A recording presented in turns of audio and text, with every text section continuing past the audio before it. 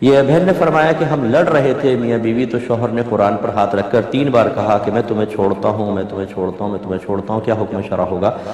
دیکھیں، چھوڑنے کا لفظ جو ہے وہ صریح لفظ ہے باب طلاق میں۔ صریح کا مطلب یہ ہے کہ ایسا لفظ کہ جو طلاق کے لیے، جب ہم طلاق کی بات کر رہے ہوں تو طلاق کے لیے مخصوص ہے اور اس میں کوئی تعویل نہیں ہو سکتی۔ تعویل کا مطلب یہ ہے کہ آپ اس سے کوئی اور مفہوم لے کر طلاق والے مفہوم کو چھوڑ دیں۔ ہاں کوئی قرینہ ہو تو ایک الگ بات ہے، جیسے بھی تھوڑی دیر پہلے میں نے کہا کہ شوہر کلاس میں پڑھا رہا ہے، سامنے بیوی بھی ایز اے اسٹوڈنٹ بیٹھی ہوئی ہے، اس نے کہا میں نے تجھے طلاق دی، اور وہ اصل میں بتا رہا تھا کہ اگر شوہر یوں کہہ دے تو طلاق ہوتی ہے، تو یہ تعلیم و تعلم تھا، یہ قرینہ تھا کہ سامنے بیوی ہونے کے باوجود اس کے لیے نہیں کہہ رہا۔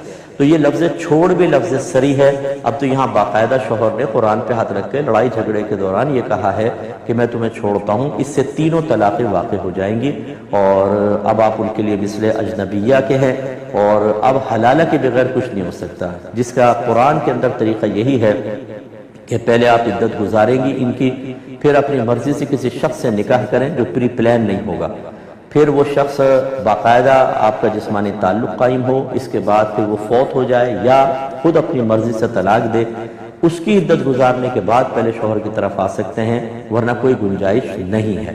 یہ یاد رکھیں کہ لا علمی یہاں پر عذر نہیں ہوتی۔ بعض کہتے ہیں ہمیں تو پتہ ہی نہیں تھا، تو بھئی سیکھا کیوں نہیں تھا؟ دنیا بھر کی چیزیں آپ سیکھ لیتے ہیں، دین اتنا معمولی اور حقیر ہے کہ جب بہت کوئی ضرورت آئے گی تو ہم اس کو بھی شرف بخش دیں گے سیکھنے کا، ورنہ معمولی چیزیں چھوڑ دو۔ قرآن، حدیث، اللہ کی تعلیم، رسول کی تعلیم ہم نے انتہائی حقیر اور معمولی بنا دی ہے۔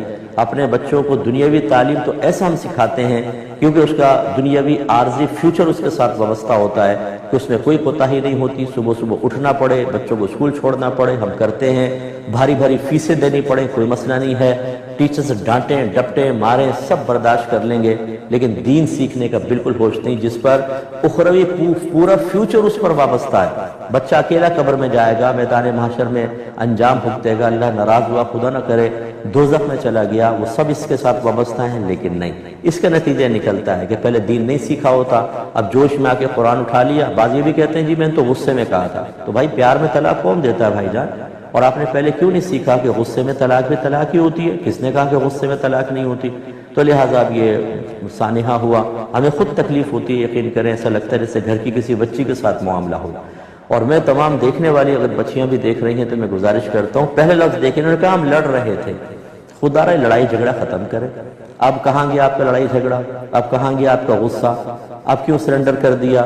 یہ ایسی ہوتا ہے، ایک بہن نے کہا کہ میں نے شوہر سے کہا مجھے طلاق دے دو، طلاق دے دو، وہ نہیں دے رہا تھا، میں اس پر پیچھے پڑ گئی، اس نے مجھے ایک طلاق دی، میں نے کہا نہیں دوسری بھی دو، اس نے دوسری دی، میں نے کہا نہیں تیسری بھی دو، اس نے تیسری دی، میں بے ہوش ہو کے گر گئی۔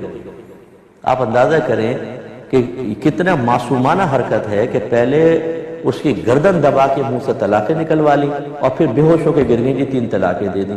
یہ ہماری بہنوں کا حال ہے کہ یہ بالکل نہیں سمجھتی۔ تو یہ جب اب یہ سانحہ ہو گیا ہے نا، اتنی زندگی ڈسٹرب ہوتی ہے دونوں خاندانوں کی، صرف میاں بیوی کی نہیں ہوتی، ان کے بھائی بہن، ان کے پیرنٹس کی زندگیاں، اگر بچے ہوتے ہیں وہ ڈسٹرب، لڑتے ہوئے نہیں سوچتے، بالکل خوخار بلوں کی طرح حملہ کر رہے ہوتے ہیں، اور بعد میں سب جھاگ کی طرح بیٹھ جاتا ہے۔ پہلے شکل سے نفرت تھی، اب کہتے ہیں تم مجھے یاد آ رہی ہو، بیوی کہتی ہے مجھے بھی چیزیں یاد آ رہی ہیں، ہمیں کیوں نہیں ملنے دے رہا مذہب اسلام؟ ارے بھائی مذہب کا کوئی قصور ہے؟ مذہب تو آپ کو قرینہ سلیقہ سکھاتا ہے، پہلے سیکھنا چاہیے تھا۔